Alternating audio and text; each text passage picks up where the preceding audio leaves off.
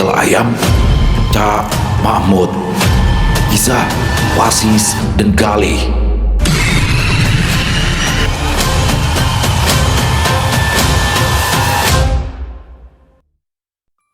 Assalamualaikum warahmatullahi wabarakatuh. Halo semuanya teman-teman, selamat malam, selamat datang kembali di channel kesayangan kita, channel Ilo Bercerita, tempat di mana kisah-kisah horor akan dibawakan di channel ini. Oke, masih bersama saya Ilo. Dimanapun teman-teman berada, semoga teman-teman selalu dalam keadaan sehat walafiat tanpa kekurangan satu apapun dan dimurahkan rezekinya. Amin, amin ya robbal alamin. Dan pada kesempatan yang baik ini, saya akan membawakan satu kisah favorit kita semua, kisah Wasis dan Galih. Wow, kisah kiriman dari Rastra Ksatria yang selalu ditunggu-tunggu ya teman-teman ya. Dan bagaimana di episode kemarin Wasis dan Galih dan juga Cecep pergi ke Tanah Nagandru. Nah, kali ini Wasis dan Galih akan menghadapi misteri baru di alam nyata nih. Waduh, apa sih misteri itu? Oke. Sebelum kita masuk ke dalam kisahnya, buat teman-teman yang mungkin baru gabung atau yang udah lama gabung tapi ternyata lupa nih belum diklik tombol subscribe-nya, yuk. Bisa diklik dulu tombol subscribe. Jangan lupa lonceng notifikasinya juga dinyalakan agar teman-teman selalu mendapatkan notifikasi dari konten-konten yang akan kami upload selanjutnya. Gak pakai berlama-lama lagi, pasti udah gak sabaran kan untuk masuk ke dalam kisahnya. Kita langsung saja masuk ke dalam kisahnya. Kita berangkat ke Jakarta Selatan. Jalan raya yang membentang tidak jauh dari komplek perumahan elit di Jakarta Selatan, tempat Wasis dan Galih bekerja, selalu ramai oleh lalu lalang kendaraan. Namun, sejak beberapa bulan terakhir, ada satu titik di pinggir jalan tersebut yang menjadi pusat keramaian baru setiap malamnya. Sebuah tenda bongkar pasang berukuran sedang berdiri di sana. Dinaungi spanduk kain berwarna kuning terang dengan tulisan merah menyala, warung pecel ayam Cak Mahmud. Ya, sejak hari pertama beroperasi, warung itu seolah memiliki daya tarik tersendiri bagi perut-perut orang yang melintas di sana. Kepulan asap dari wajan besar yang mendidihkan minyak goreng selalu menebarkan aroma gurih bumbu kuning yang menggugah selera. Ayam gorengnya dikenal memiliki teksturnya di luar namun sangat lembut di dalam. Belum lagi sambal khas yang diracik dadakan, pedas, manis dan gurihnya berpadu sempurna di atas cobek tanah liat. Dengan harga yang sangat bersahabat bagi kantong para pekerja maupun anak indekos, tidak heran jika antrean para pembeli selalu mengular setiap malamnya. Warung pecel ayam Cak Mahmud digawangi oleh 3 orang karyawan muda yang bekerja dengan sangat cekatan. Satu orang bertugas menjaga wajan penggorengan tanpa henti, 1 orang sibuk mengulek sambal dan menyiapkan piring rotan berlapis kertas nasi. Sementara 1 orang lagi bertugas mencatat pesanan dan melayani para pembeli yang makan di tempat. Meja dan kursi plastik yang disediakan selalu penuh. Begitu ada pelanggan yang selesai makan dan beranjak pergi, maka pembeli lain akan langsung menempati kursi yang kosong. Cak Mahmud sendiri, sang pemilik warung, jarang sekali terlihat melayani pelanggan secara langsung. Bahkan dia jarang sekali terlihat di warung. Pria parubaya bertubuh tambun itu hanya datang sesekali, biasanya menggunakan mobil keluaran terbaru yang diparkir agak jauh dari tenda. Dia turun hanya untuk sekedar mengecek persediaan bahan, melihat pembukuan di laci kasir, memberikan instruksi singkat kepada para karyawannya, lalu pergi kembali. Bisnis kuliner Cak Mahmud berjalan dengan sangat mulus. Semua orang di sekitar lingkungan itu sepakat bahwa pecel ayam Cak Mahmud adalah primadona baru untuk urusan makan malam. Angin malam berembus pelan menyapu area indekos yang letaknya tidak terlalu jauh dari tempat Wasis dan Gali bekerja. Di lantai 2 bangunan tersebut terdapat sebuah balkon kecil yang sering dijadikan tempat berkumpul. Malam itu, Wasis duduk bersandar di kursi plastik sambil menyesap kopi hitamnya secara perlahan. Wajahnya tampak rileks, menikmati waktu istirahat. Di sebelahnya, Gali sedang asyik menggulir layar ponsel pintarnya. Sementara itu Cecep, ia duduk bersila di atas lantai balkon sambil menggosok-gosokkan minyak kayu putih ke lehernya. Kang Wasis, kira-kira kita kapan ya balik lagi ke kerajaan Nagandru? Ujar Cecep sambil terus menggosok-gosokkan minyak kayu putih, kali ini ke bagian dada. Kita? Dih, lawang kamu aja kemarin itu nggak sengaja keikut kok. Queer banget kamu, mau diajak ke sana lagi, saut Gali ketus, masih tak terima Cecep menggoda Sri Arkadewi di alam Nagandru kemarin. Memangnya kenapa, Cep? Kamu nanya gitu? Tanya Wasis sambil tersenyum. Raket nyamuk kan ketinggalan di sana, Kang. Kalau malam Cecep susah tidur, banyak nyamuk. Jawab Cecep mantap, padahal itu hanya alasan dia saja yang sebenarnya dia kerasan berada di alam Nagandru. Halah, alasan kamu Cep, pakai segala bau raket nyamuk. Beli aja lagi besok di warung depan, paling harganya 10 ribuan, saut Gali yang sudah tahu akal bulus Cecep. 10 ribu dari mana Kang Gali? Mahal yang itu mah Kang, 100 ribuan itu harganya, soalnya itu wattnya gede, jawab Cecep tak mau kalah. Bodoh amat Cep. Intinya kamu itu nggak bakalan lagi diajak sama kita kalau nanti kita ke sana, ya kan sis? Saut Gali lagi meminta bantuan pada Wasis yang hanya dibalas gelengan kepala. Suasana sempat hening beberapa saat. Lapar nih, keluh Gali tiba-tiba memecah keheningan. Dia menyimpan ponselnya ke dalam saku celana. Sis, makan apa kita malam ini sis? Perutku ini dari tadi udah bunyi terus sis. Wasis menoleh sekilas. Terserah, yang deket-deket aja ya. Kang Gali, Kang Wasis, gimana kalau kita makan pakai pecel ayamnya Cak Mahmud? Usul Cecep dengan mata berbinar. Tadi sore Cecep lewat sana pas mau setir motor. Aromanya menik, wangi pisan, bikin cacing di perut Cecep demo. Gali langsung menjentikan jarinya setuju. Boleh tuh. Udah lama juga kita nggak makan pecel ayamnya Cak Mahmud. Sambelnya emang juara banget itu, bikin nambah nasi terus. Oke, boleh. Jawab pasti singkat. Tapi makanya di sini aja ya. Kalau makan di sana pasti sumpek. Banyak orang yang antre. Siap bos, saut Gali seraya berdiri dari kursinya. Dia meraih kunci motor dari saku jaketnya dan melemparkannya ke arah Cecep. Cecep menangkap kunci itu dengan sigap. Cep, kamu yang nyetir. Kita beli bungkus aja 3 porsi. Dadanya 2, pahannya 1. Sambelnya dipisah, yang banyak. Siap Kang Gali. Ayo atuh berangkat ayeuna, ucap Cecep bersemangat. Keduanya pun segera turun ke lantai bawah, menyalakan mesin motor dan melesat menembus jalanan malam menuju warung tenda tersebut. 30 menit kemudian, Gali dan Cecep kembali membawa kantong plastik besar yang mengeluarkan uap panas dan aroma bumbu rempah yang sangat kuat. Mereka menggelar koran bekas di lantai balkon sebagai alas makan. Begitu bungkusan kertas coklat itu dibuka, uap panas dari nasi putih dan ayam goreng yang masih mengepul langsung mengundang selera. Ketiganya makan dalam diam, terlalu asyik menikmati hidangan masing-masing. Gile, emang gak ada lawan nih ayamnya Cak Mahmud, puji Gali dengan mulut masih penuh mengunyah. Bumbunya meresap sampai ke tulang sis. Mohon Kang, sambelnya juga pedesnya pas, bikin seger, tambah Cecep sambil mengusap keringat di dahinya.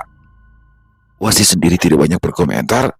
Dia hanya mengangguk pelan sambil terus menyantap makanannya. Ayamnya memang digoreng dengan tingkat kematangan yang sempurna. Malam itu, Di atas balkon indekos, ketiganya menutup hari dengan perut kenyang dan rasa puas.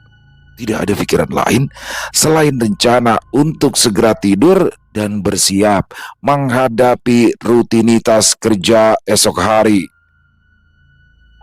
Keesokan harinya, matahari bersinar sangat terik tepat di atas kepala. Waktu menunjukkan pukul 12 siang. Hawa panas dari aspal jalanan memantul hingga ke dalam pos penjagaan komplek perumahan elit tempat mereka bertugas. Wasis sedang duduk di belakang meja panjang dengan teliti mencatat beberapa nomor polisi kendaraan milik tamu yang masuk ke dalam buku mutasi. Di luar pos, Gali bertugas membuka dan menutup palang gerbang atau portal. Sementara itu, Cecep sedari tadi betah berada di dalam toilet.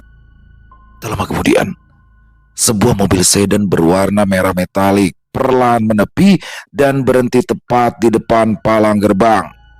Kaca jendela bagian depan diturunkan. Gali segera menghampiri dengan sikap tegas tapi ramah. "Selamat siang, ada yang bisa dibantu?" sapa Gali. Dari dalam mobil, tampak dua orang pria berpakaian rapi, mengenakan kemeja berdasi, dan seorang wanita muda duduk di jok bagian belakang. Pria yang mengemudi membalas sapaan Gali dengan sopan. "Siang Pak Satpam, kami dari agen properti rencananya mau survei, sekaligus mendata rumah di Blok D nomor 12 yang rencananya mau dijual. Nah, ini surat kuasa dari pemilik rumahnya ya," ucap pria itu sambil menyerahkan sebuah map plastik. "Oh, baik Pak, mohon izin, KTP-nya ditinggal satu di pos ya. Silakan turun sebentar untuk isi buku tamu," kata Gali. Ketiga orang tersebut pun keluar dari mobil dan berjalan menuju pos jaga. Saat wanita itu melangkah masuk ke dalam area pos, suasana yang tadinya terasa gerah seolah berubah menjadi lebih sejuk. Wanita itu bernama Sinta. Penampilannya sangat rapi dan elegan, mengenakan setelan blazer berwarna pastel yang membalut kemeja sutra putih. Rambut panjangnya ditata bergelombang dan jatuh sempurna di punggungnya. Riasan wajahnya natural, namun memancarkan aura kecantikan kelas atas. Langkah kakinya anggun, diiringi aroma parfum beraroma bunga yang lembut memenuhi ruang pos jaga yang sempit itu. Gali langsung salah tingkah. Dia tersenyum sangat lebar hingga gusinya kelihatan. "Silakan Mbak, bapak-bapak, diisi dulu buku tamunya. Cuacanya panas banget ya Mbak hari ini." Sinta hanya tersenyum tipis, sebuah senyum sopan namun penuh wibawa. "Iya Pak Satpam, kebetulan jadwal surveinya baru bisa siang ini." "Wah, ada tamu, ramai banget ini," ujar Cecep yang baru saja keluar dari kamar mandi. Pandangannya langsung tertuju pada Sinta. "Duduk aja tuh Mbak sini, pegel kalau berdiri terus," ujar Cecep sambil memberikan senyuman terbaiknya. "Iya, makasih ya Pak," jawab Sinta tersenyum manis. Saat pria agen properti itu sedang sibuk menulis data di buku tamu, pandangan Sinta tanpa sengaja tertuju pada Wasis yang sedang duduk di sudut meja. Wasis sama sekali tidak menunjukkan reaksi berlebihan seperti Gali dan Cecep. Pria itu tetap fokus pada buku mutasinya, wajahnya tenang, datar, dan berwibawa. Sikap dingin dari Wasis ini justru menarik perhatian Sinta. Berbeda dengan laki-laki pada umumnya yang sering mencuri pandang ke arahnya, Wasis tampak sepenuhnya memegang profesionalisme. Dengan Bapak siapa ini ya yang sedang bertugas?" tanya Sinta dengan nada suara lembut, matanya menatap lurus ke arah Wasis. Wasis mengangkat kepalanya, membalas tatapan wanita itu dengan sopan. "Nama saya Wasis, dan ini rekan saya namanya Gali, dan yang itu namanya Cecep Bu." "Duh, jangan ibu dong, panggil Sinta aja ya," sautnya dengan senyuman yang kali ini terlihat lebih tulus, bukan sekedar senyuman formalitas. "Semoga kehadiran kami tidak terlalu merepotkan ya Pak Wasis." "Tenang saja Bu, sudah menjadi tugas kami." Maaf Mbak Sinta, silakan masuk. Blok D ada di persimpangan ketiga, nanti lalu belok kanan ya. Jawab Wasis tenang tanpa menunjukkan kegugupan sedikit pun. Meski di dalam hatinya dia menyadari bahwa wanita yang ada di hadapannya ini memiliki pesona yang luar biasa. Setelah urusan administrasi selesai, ketiga agen properti itu kembali ke mobil. Sebelum pintu mobil itu ditutup, Sinta sempat menoleh sekali lagi ke arah pos menatap Wasis yang sedang berdiri merapikan buku tamu sebelum akhirnya mobil sedan merah itu melaju masuk ke dalam komplek perumahan. Wah, namanya Sinta. Cecep juga mau jadi ramanya kalau gitu, ujar Cecep sambil terus menatap mobil yang ditumpangi Sinta. Gayamu mau jadi Rama? Kamu itu lebih mirip jadi Anoman, celetuk Gali yang melirik sebal ke arah Cecep yang masih melongo. Kong Gali masih sirik aja sama Cecep. Gali segera menyikut dengan Wasis sambil tersenyum menggoda. Sis, tapi emang bener sis, bening bener itu Mbak Sinta. Wanginya aja sampai ketinggalan di pos kayak kentut. Kayaknya diperhatiin kamu terus deh dari tadi sis. Wasis hanya menatap Gali sekilas, lalu kembali duduk di kursinya. Kerja aja Li, jangan mikir yang aneh-aneh. Itu portal tutup lagi. Keesokan harinya, jadwal giliran kerja kembali berputar. Wasis, Gali dan Cecep mendapat jadwal dinas malam. Saat mereka tiba di pos penjagaan sekitar jam 8 kurang untuk melakukan serah terima tugas, langit sudah mulai menggelap dan lampu-lampu jalan di dalam komplek mulai menyala. Rekan keamanan yang bertugas pada shift pagi yang bernama Pak Heri sedang membereskan barang-barangnya ke dalam tas ransel miliknya. Melihat Wasis datang, Pak Heri tersenyum penuh arti sambil merogoh saku seragamnya. Wasis, lu dicariin orang tadi siang nih. Sapa Pak Heri. Wasis mengernyitkan dahi. Dicariin orang? Siapa ya Pak? Apa ada warga yang komplain? Bukan warga, tapi mbak-mbak agen properti yang kemarin survei rumah di Blok D. Siapa tadi namanya ya? Oh iya, Mbak Sinta. Mbak Sinta deh kalau nggak salah. Pak Hedi kemudian menyodorkan sebuah kartu nama elegan berwarna hitam dengan tulisan tinta emas. Dia tadi nanyain jadwal jaga lu. Terus dia nitip ini nih. Katanya kalau ada apa-apa soal rumah yang lagi dipasarin nama dia, suruh hubungin dia langsung ya. Gali yang berdiri di sebelah Wasis langsung merebut kartu nama itu dengan cepat. Matanya memicing membaca deretan nama dan nomor telepon yang tertera di sana. Wah sis, ini mah bukan nitip buat urusan rumah, bukan buat urusan bisnis ini.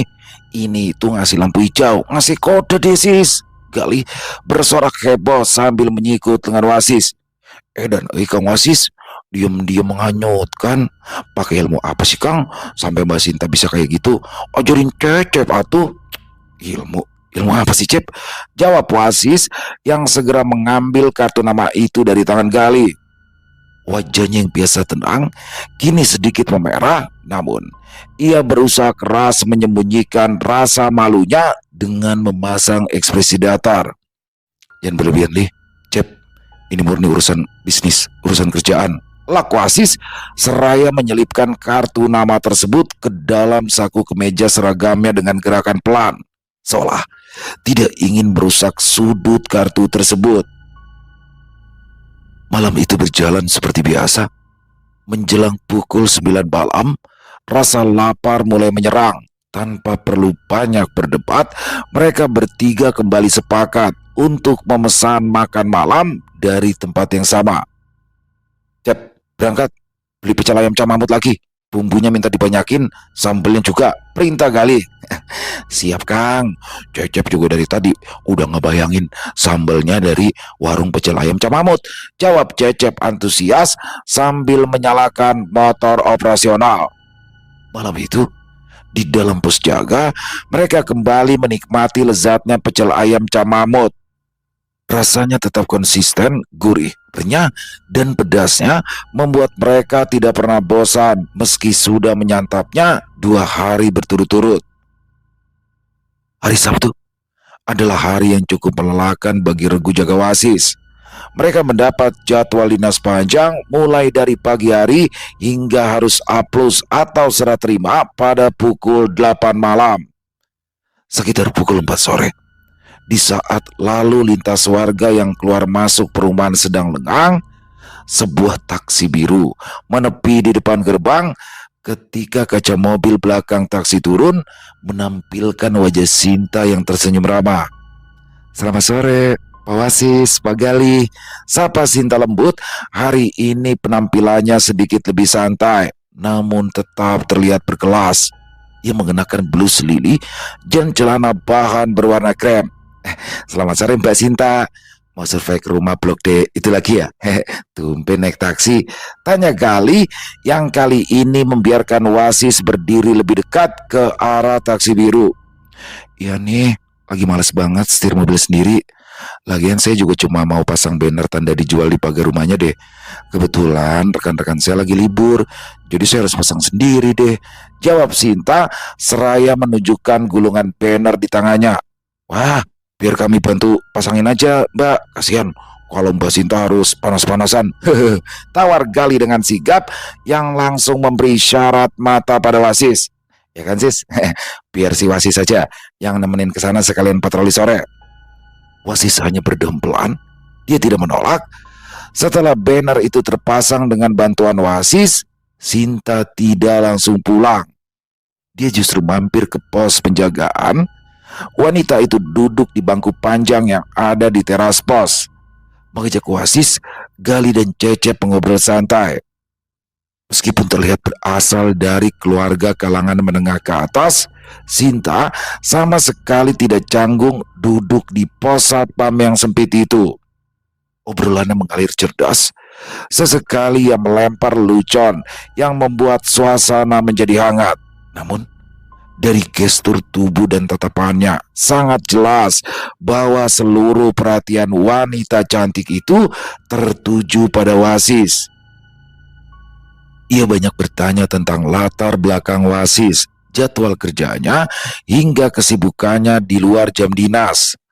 Wasis pun meladeninya dengan tenang dan sopan, meskipun di dalam hati jantungnya berdebar sedikit lebih kencang dari biasanya. Waktu berlalu tanpa terasa. Jam di dinding pos sudah menunjukkan pukul 8 malam. Regu pengganti mereka akhirnya datang. Wasis, Gali, dan Cecep segera merapikan barang bawaan mereka untuk pulang. Lihat hal itu, Sinta berdiri dari tempat duduknya. "Mas Gali, Mas Wasis, sama Mas Cecep, kebetulan ini sudah jam makan malam. Nah, sebagai ucapan terima kasih karena sudah banyak dibantu dan ditemani mengobrol, bagaimana kalau malam ini saya traktir makan malam?" Gali langsung menepuk tangan. "Wah, rezeki anak soleh ini mah. Boleh banget Mbak Sinta. Tapi gak usah jauh-jauh atau di restoran mahal Mbak. Di dekat sini itu Mbak, ada warung pecel ayam. Wah, enak banget. Nama pecel ayamnya Warung Pecel Ayam Cak Mahmud. Gimana?" Boleh. Mas Wasis gimana? Kalau Mas Wasis suka, kayaknya saya juga pasti suka deh, ujar Sinta sambil tersenyum manis ke arah Wasis. Warung tenda Cak Mahmud malam minggu ini 2 kali lipat lebih ramai dari biasanya. Asap mengepul tebal, suara desis minyak panas dan aroma sambal mendominasi udara di pinggir jalan. Wasis, Gali, Cecep, dan juga Sinta, mereka berhasil mendapatkan satu meja kosong di sudut warung. Sinta duduk di bangku plastik tepat bersebelahan dengan Wasis. Kombinasi aroma parfum mahal milik Sinta bercampur dengan bau asap pecel ayam menciptakan kontras yang aneh. Namun, wanita cantik itu sama sekali tidak mengeluh. Saat pesanan mereka datang, Sinta bahkan tidak ragu mencuci tangannya di mangkok kobokan dan makan menggunakan tangan kosong, mengimbangi cara makan Wasis, Gali, dan Cecep. Wah, ternyata Mbak Sinta ini cukup juga nih makan pakai tangan. Kirain biasa makan pakai pisau sama garpu di restoran bintang 5 nih, celetuk Gali sambil mengunyah kubis goreng. Sinta tertawa kecil, suara tawanya rengah dan elegan. Saya ini kan orang Indonesia tulen, Mas Gali. Kalau makan pecel ayam yang pakai sendok dan garpu rasanya kurang pas dong. Dia lalu menoleh ke arah Wasis. Sambalnya memang enak ya Mas Wasis. Pantas aja tadi Mas Gali merekomendasikan tempat ini. Wasis mengangguk pelan. Ia menyeka sudut bibirnya dengan tisu. Ya, sambalnya memang beda dari pecel ayam kebanyakan. Suasana makan malam minggu itu sangat santai dan menyenangkan. Sinta terus menunjukkan ketertarikannya dengan sikap yang anggun dan Wasis menanggapinya dengan pembawaan yang dingin namun penuh perhatian. Tepat ketika mereka baru saja menghabiskan sisa air es teh di gelas masing-masing, sebuah suara mengerikan memecah hiruk pikuk warung. Citbrak! Suara decit ban yang bergesekan kasar dengan aspal seketika disusul oleh suara benturan benda keras yang memekakan telinga. Seluruh pengunjung warung tersentak kaget. Beberapa orang langsung menjerit histeris. Wasis, Gali dan Cecep refleks berdiri dari tempat duduk mereka dan berlari keluar dari warung. Di tengah jalan raya yang temaram, tidak jauh dari pintu masuk warung pecel ayam Cak Mahmud, sebuah mobil SUV berwarna hitam berhenti melintang dengan posisi bemper depan hancur penyok. Beberapa meter dari mobil tersebut, tubuh seorang ibu parubaya tergeletak bersimbah darah di atas aspal. Barang belanjaannya yang berupa sayuran dan buah-buahan itu berserakan tak tentu arah. Ibu tersebut yang tadinya sedang berjalan kaki menyeberang jalan tewas seketika di tempat kejadian. Sinta yang menyusul keluar menutup mulutnya dengan kedua tangan berusaha menahan rasa terkejutnya. Namun ia tetap berdiri di tempatnya dengan elegan, tidak ikut berteriak histeris seperti para pengunjung lainnya. Wasis menatap tajam ke arah korban di tengah jalan raya itu. Wajahnya mengeras, menutupi gejolak instingnya mendadak terasa tidak nyaman. Kepanikan langsung melanda area di depan warung. Kendaraan dari dua arah berhenti mendadak menciptakan kemacetan panjang yang diiringi suara klakson bersaut-sautan. Kerumunan warga sekitar dan pengunjung warung dengan cepat membentuk lingkaran di sekitar lokasi kejadian. Cep, telepon polisi sekarang, teriak Wasis memberi komando tegas di tengah kekacauan. Cecep yang wajahnya pucat pasi langsung merogoh ponsel di saku celananya dengan tangan gemetar. Siap Kang, Cecep langsung telepon polsek ayo nak. Sementara itu Gali dan Wasis langsung berlari menerobos kerumunan warga menuju mobil SUV hitam yang menabrak korban kecelakaan. Pintu pengemudi terbuka dan seorang pria muda berusia sekitar 20 tahunan keluar dengan langkah terhuyung-huyung. Wajah pemuda itu sepucat kertas, matanya terbelalak menatap tubuh korban yang tergeletak di jalan. Tiba-tiba beberapa pemuda setempat yang emosi mulai mendekat dengan tangan terkepal. Woi, bawa mobil pakai mata dong. Jangan ugal-ugalan di jalan di kampung, teriak salah satu dari mereka bersiap melayangkan pukulan. Wasis dan Gali bergerak sangat cepat. Mereka berdiri di depan tubuh pengemudi itu menjadikan tubuh mereka sebagai tameng. Tan, semuanya mundur, bentak Wasis dengan suara bariton yang berat dan mengintimidasi membuat beberapa warga langsung menghentikan langkah mereka. Jangan ada yang main hakim sendiri. Biar pihak kepolisian yang urus masalah ini. Sis, kita amanin dulu orangnya sis. Bahaya banget di sini sis. Bisik Gali waspada. Mereka berdua lalu setengah menyeret pengemudi yang sok berat itu ke tepi jalan, menjauh dari amukan massa, tepat di bawah tiang lampu jalan. Pemuda itu merosot ke tanah, menangis sambil memegangi kepalanya yang bergetar. Sumpah pak, sumpah saya nggak mabuk pak, saya juga nggak ngebut pak, sumpah, racaunya dengan nafas putus-putus. Jalanan tadi terang pak, kosong, nggak ada siapa-siapa di depan saya pak. Wasis menatap pemuda itu dengan seksama, mata pengemudi itu bersih. Tidak ada bau alkohol dan posturnya tidak menunjukkan tanda-tanda orang yang sedang berada di bawah pengaruh obat-obatan. Kamu yakin? Gak lihat ada orang menyeberang tadi?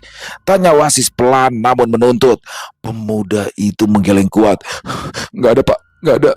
Tiba-tiba di depan kaca mobil saya ada bayangan hitam besar, Pak. Tebal banget, nutupin jalan. Dan begitu bayangan itu hilang, ibu itu udah ada di depan bemper mobil saya, Pak. Saya nggak sempat ngerem. Mendengar penuturan itu, bulu kuduk Wasis meremang tipis, insting batinnya seketika menyala. Di saat yang bersamaan, beberapa pengunjung warung yang berdiri di dekat mereka mulai berbisik-bisik ngeri. Gila banget ya, udah 2 kali nih kejadian kayak begini depan warung ini. Bisik seorang pria parubaya pada temannya. Iya, bulan lalu tukang gerobak rongsok. Nah sekarang ibu-ibu lah tabrakannya di titik yang sama persis.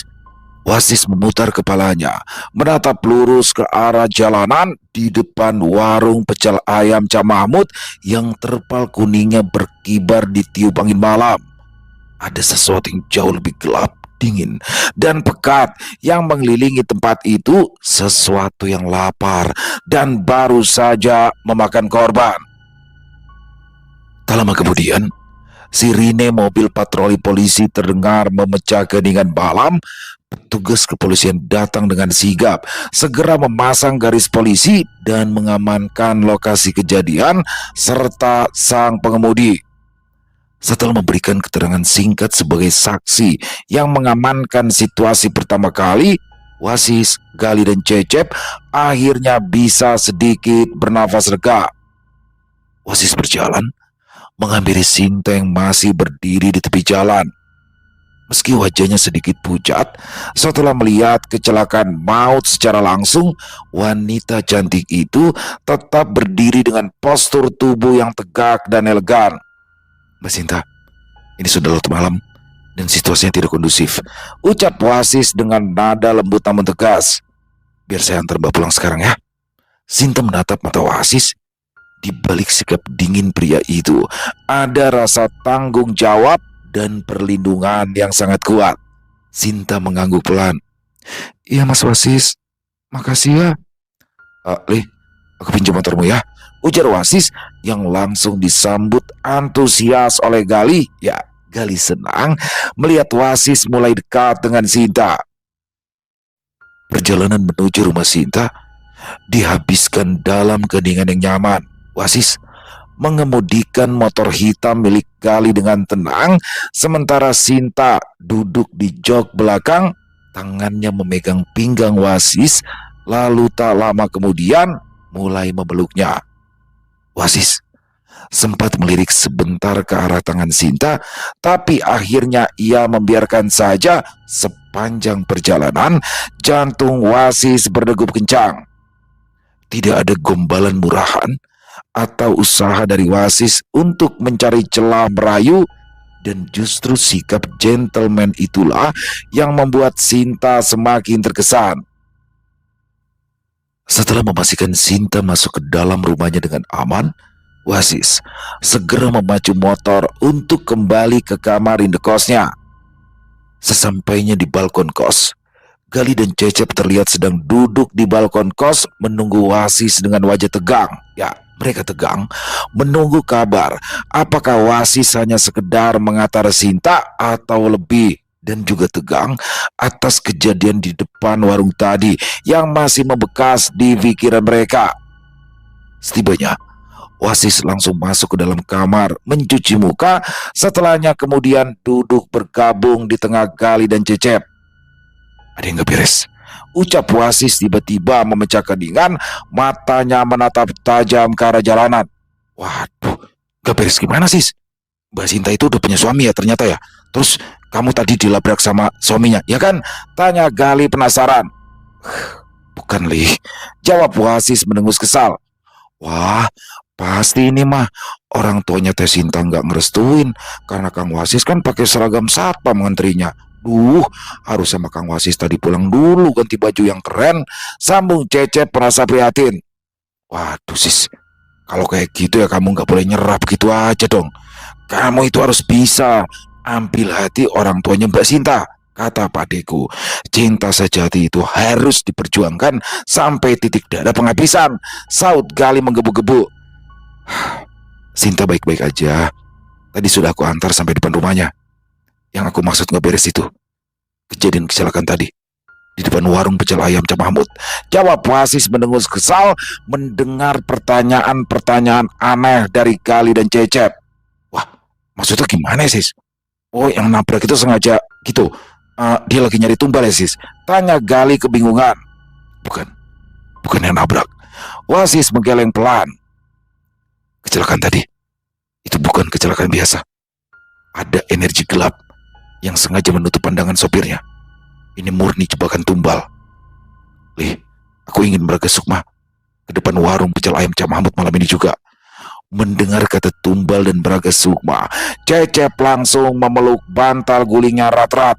Aduh Kang Wasis, jangan macem-macem dong. Cecep kan jadi takut. Gali langsung berdiri. Dia sebal melihat tingkah laku Cecep yang ketakutan. Gayamu itu Cep, kemarin aja sok-sokan mau balik lagi kena gandru. Baru denger tumbal, baru denger Wasis mau Braga Sukma, kamu udah ketakutan. Payah kamu Cep, sungut Gali kesal. Kemudian dia bertanya lagi pada Wasis. Sis, perlu aku temenin kak? Gak usah Li, biar aku sendiri aja. Kamu jaga pintu ya. Aman sis, gaslah buruan. Takutnya nanti ada korban lagi di sana sis.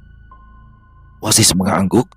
Kemudian dia masuk ke dalam kamar, lalu duduk bersila. Setelah tenang, dia mulai memejamkan mata, mengatur ritme nafasnya menjadi sangat pelan dan teratur. Perlahan, kesadarannya mulai terlepas dari raganya, menembus batas dimensi fisik dan masuk ke dalam ruang gaib yang gelap dan juga sunyi. Saat Wasis membuka matanya di alam gaib, pemandangan di sekitarnya terlihat sangat berbeda. Jalan raya yang tadi ramai oleh kendaraan kini berubah menjadi tanah lapang berdebu dengan langit berwarna merah darah.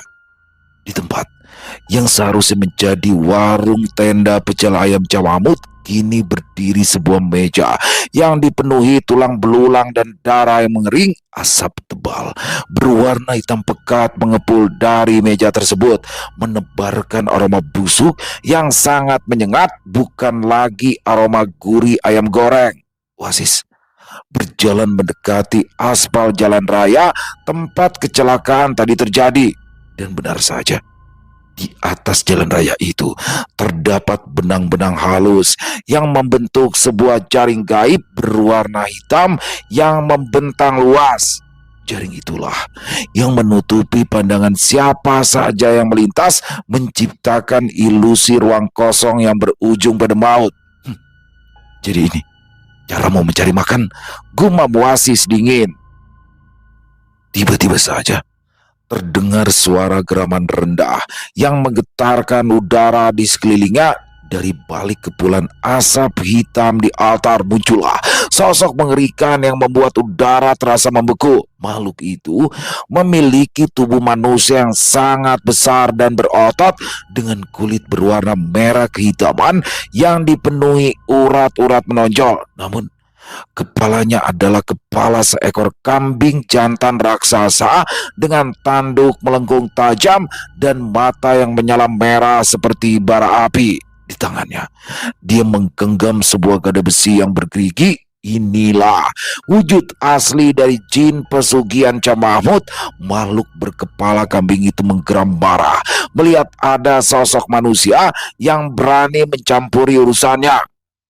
Tanpa peringatan lagi, dia langsung melompat tinggi, kemudian mengayunkan gada besinya ke arah Wasis.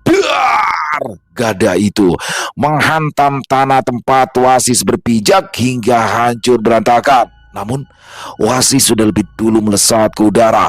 Tak ingin berlama-lama, Wasis pun segera memanggil senjata pusakanya. Kilat cahaya kemerahan seketika muncul di tangan kanannya, membentuk bilah pedang Sukma Geni yang memancarkan hawa panas luar biasa.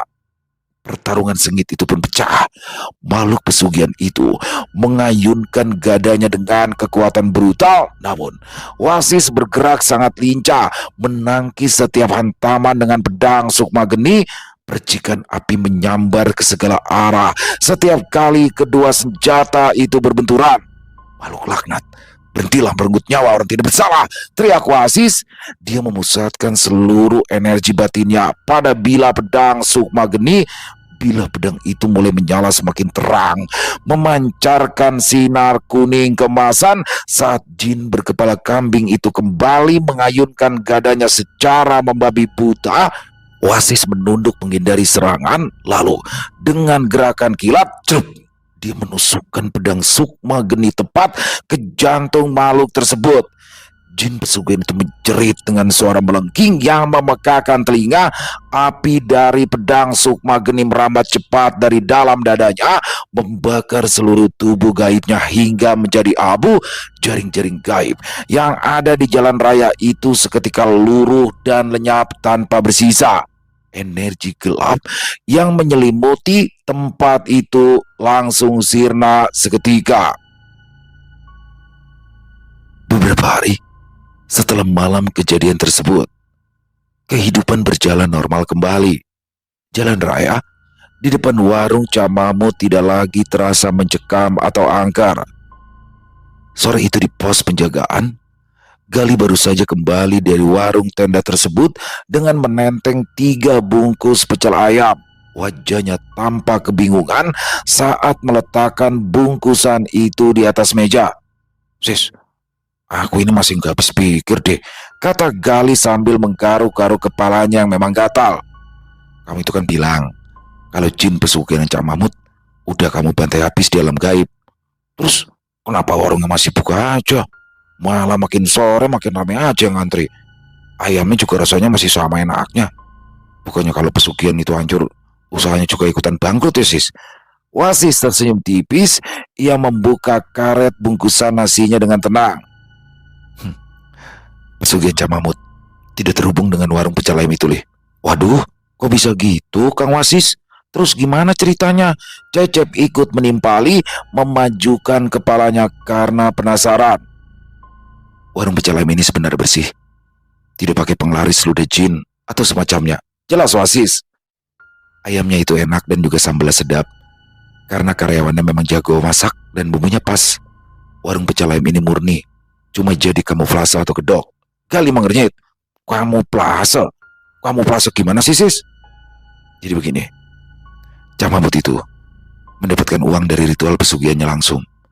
Tapi kalau dia tiba-tiba kaya mendadak, tanpa punya usaha yang jelas, mungkin tetangga dan juga kerabat dari kampung pasti akan curiga dan menuduh dia melakukan pesugihan atau miara tuyul dan lain-lain. Maka dari itu, dukun yang menjadi mediator pesugihan itu menyuruh dia untuk buka usaha apa saja yang kelihatan sibuk dan menguntungkan. Jadi, ketika dia pulang kampung membawa mobil mewah, ya ditinggal bilang bahwa itu semua adalah hasil dari warung pecel ayam di Jakarta yang laris manis, dan orang-orang pasti percaya." "Walah, pantesan warungnya itu dijalankan dengan profesional banget ya, Sis. Pak Mahmud sendiri juga jarang kelihatan sih. Ternyata cuma buat nutupin kedok kekayaan dari tetangga." Seru Gali takjub. "Jadi kita aman nih makan ini?" "Aman kok, yuk makan," jawab Wasis santai. "Alhamdulillah, hayu atuh, urang sikat," seru Cecep langsung melahap paha ayamnya dengan rakus. Sementara warung pecel ayam di Jakarta tetap beroperasi di tangan para karyawan yang sama sekali tidak tahu menau soal pesugihan bosnya. Jauh di sebuah desa di pelosok Jawa Timur, nasib naas justru menimpa sang pemilik warung. Di sebuah kamar megah, di dalam rumah berlantai 2, Cak Mahmud terbaring lemah tak berdaya di atas ranjang mewahnya. Matanya cekung, kulitnya keriput dan menempel pada tulang. Ia tak bisa menggerakkan tubuhnya sama sekali. Hanya matanya saja yang bisa berkedip menatap langit-langit kamar dengan tatapan kosong. Kondisinya persis seperti mayat hidup. Dulu, Cak Mahmud dan istrinya Hidup sangat melarat, dihimpit oleh hutang dan keputusasaan melihat teman-temannya yang sudah sukses. Pada akhirnya, ia memilih jalan pintas. Dia mendatangi seorang dukun sakti dan mengikat perjanjian gaib demi kekayaan duniawi. Perjanjian itu akhirnya membawanya pada puncak kejayaan. Harta bergelimpang, mobil mewah dan rumah gedong berhasil ia genggam dalam waktu singkat. Namun, pesugihan tidak pernah memberikan sesuatu secara gratis. Saat sosok jin berkepala kambing peliharaannya musnah ditebas oleh wasis, ikatan perjanjian itu berbalik menghantam tuannya. Hartanya perlahan menyusut habis, tak bersisa, tabungannya ludes, asetnya perlahan dijual habis. Dan yang lebih menyakitkan lagi, di saat tubuhnya terkapar tak berdaya menghadapi serangan balik gaib tersebut, istrinya justru berkemas. Wanita yang dulu menemaninya dari bawah kini memilih pergi, membawa sisa harta yang ada, kabur bersama laki-laki lain dan meninggalkan Cak Mahmud sendirian membusuk di kamarnya. Dalam kebisuan dan kelumpuhannya, air mata Cak Mahmud menetes. Hukuman atas keserakahannya kini harus ia tanggung sendiri di dunia, menunggu ajal yang entah kapan akan menjemputnya. Sementara itu, di Jakarta, kehidupan Wasis dan Gali terus berlanjut. Mereka masih duduk di pos satpam, menyantap pecel ayam dengan lahap, bersiap menghadapi misteri-misteri baru yang menanti di balik gemerlapnya malam di ibu kota. Lalu Sinta, ya, gadis cantik itu masih terbayang-bayang wajah Wasis. Bagaimana Wasis dengan tegas dan tanggapnya menangani situasi ketika kecelakaan itu terjadi di depan warung pecel ayam Cak Mahmud. Bagaimana Wasis dengan gentlenya mengantarnya pulang sampai ke rumah, memastikan dirinya aman. Mungkin nanti ke depannya Sinta akan lebih sering berkunjung ke komplek perumahan elit tempat Wasis bekerja. Selesai. Oh, luar biasa kisah Wasis dan Gali. Wah, wah, wah. Di sini udah seuzon tuh kalau warung pecel ayamnya ini nih melakukan pengarisan atau pesugihan nih, sehingga memakan korban di depan warung pecel ayamnya. Jadi memang warung-warung tendaan gini teman-teman biasanya kan adanya di trotoar tuh di pinggir jalan. Nah, kecelakaannya itu kejadiannya di depan persis ya, tapi di jalan raya tapi di depan persis warung tenda tersebut. Nah, ternyata menurut penuturan Wasis, warung pecel ayam ini nggak ada masalah nih. Justru pemiliknya yaitu Cak Mahmud yang memang jarang sekali terlihat di sana, dia sudah melakukan ritual pesugihan. Jadi, warung pecel ayamnya ini hanya sebagai kamuflase atau kedok belaka. Nah, dia menebarkan jala atau jaring hitam untuk mendapatkan tumbal pesugihan itu di depan warungnya memang rame itu. Jahat pakai banget ya si Cak Mahmud ini ya. Dan alhamdulillah di sini Wasis berhasil ngebantai itu sosok berkepala kambing yang merupakan sosok jin pesugihan dari Cak Mahmud, hingga pada akhirnya Cak Mahmud berakhir tragis, hartanya habis, Cak Mahmudnya sakit, istrinya kabur tuh sama laki-laki lain ya kan. Jadi itulah teman-teman, pesugihan nggak akan pernah ada yang berakhir bahagia atau happy ending. Jadi semuanya akan berakhir tragis. Seandainya ada bahagianya hanya di awal, hanya sebentar saja. Jadi teman-teman jangan sampai pernah tergoda ya. Dan oh iya, saya suka nih di episode kali ini pada akhirnya Wasis menemukan sosok yang suka sama dia, dan kayaknya Wasis suka nih. Sinta, waduh, itu si Cecep udah mau jadi ramanya lagi kan, ngeselin banget kan. Saya lebih setuju Sinta sama Wasis lah ya. Dan semoga Wasis dan Sinta nih bakalan sering terus bertemu dan mudah-mudahan jadian nih. Kasihan juga nih Wasis ya, biar ada yang nggak jomblo lah di antara mereka bertiga ya. Dan di sini juga bagaimana ya Galih beserta Cecep, terutama Galih tuh mendukung banget untuk bisa ngedapetin. Mungkin sih kalau si Galih ini akal-akalan juga ya, biar dia didukung bisa sama Sri Arka Dewi nih ya. Keren banget kisahnya. Saya suka banget nih kisah-kisah kayak gini, apalagi udah mulai masuk nih bumbu-bumbu romansnya nih. Semoga teman-teman terhibur semua ya dengan kisah barusan. Yuk kita ambil hikmah baik saja dari kisah barusan dan dibuang yang buruk-buruk. buruknya. Buat Rastra Kesatria, terima kasih banyak atas kisahnya yang keren, pakai banget, ditunggu lagi untuk kisah season kalinya. Dan teman-teman, semoga semua terhibur para pecinta penikmat horor misteri, lebih khususnya lagi kepada para subscriber dari channel Ilo Bercerita. Buat yang suka dengan videonya, bisa diklik tombol like ya, tombol jempolnya, tombol hype-nya jangan lupa ya, diklik juga teman-teman. Dan bisa dong dibantu di-share link video ini ke teman-teman yang lain, agar juga ikut merasa terhibur. Buat yang punya komentar lain, buat yang punya pendapat lain tentang kisah barusan, silakan bisa menuliskannya di dalam kolom komentar, ataupun hanya sekedar saling menyapa, silakan. Insya Allah kami akan membalasnya satu persatu. Dan di akhir kata, saya Ilo mengucapkan permohonan maaf apabila mungkin dalam pembawaan kisahnya barusan ada kata-kata saya yang salah, ataupun ada kata-kata saya mungkin yang kurang berkenan. Saya mohon dibukakan pintu maaf yang seluas-luasnya. Sampai berjumpa lagi di konten-konten kami selanjutnya, yang pasti tidak kalah serunya, yang pasti tidak kalah horor ya. Masih bersama saya Ilo di channel Ilo Bercerita. Salam sehat, sukses selalu untuk kita semua. Wassalamualaikum warahmatullahi wabarakatuh.